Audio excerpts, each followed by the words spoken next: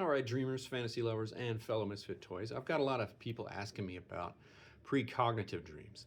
That is the mysterious phenomenon of dreaming something before it happens. Hi, I'm Eric Goodwin, and I'm a practicing Jungian psychiatrist and a fantasy author.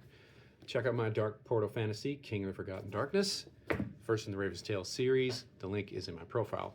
So first off, precognitive dreams are actually pretty common. Many people report at least having one in their lives. So what is going on here? Well, science, of course, has mixed opinions on this. Skeptics say that it violates the laws of physics, but physicists or neuroscientists don't seem to think it's that easy.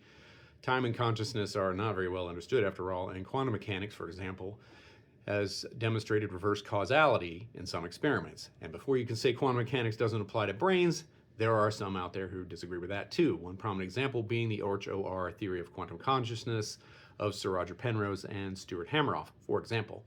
So what about actual studies of this phenomenon? Well, in the 60s and the 70s, the Maimonides Center of New York did a series of experiments where subjects tried to learn or tried to dream of a video clip or a painting they would see the following day. Now, without getting too deep into the woods here, the upshot was that the dreamers did seem to match the paintings, according to independent judges anyway, at better than chance rates, although the effect was relatively small. Nevertheless, the effect size would still be considered significant in any more conventional psychological study. So that seems to completely rule out coincidence, at least in every case. These findings were confirmed in some later studies.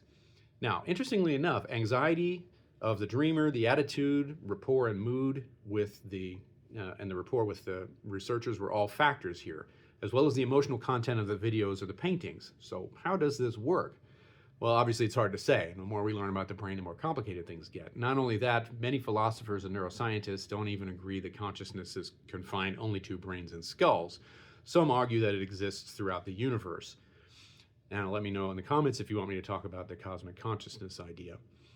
My background is in psychodynamic theory, and analysts as early as Freud and onward have always observed that there do seem to be these weird phenomena that happen, or at least reported to happen, in therapy, such as precognitive dreams, telepathy, and so forth. Freud was afraid of the black tide of occultism, so he was reluctant to cover it. But Jung based his theory of synchronicity around a lot of this kind of stuff. And let me know if you want me to talk about that as well.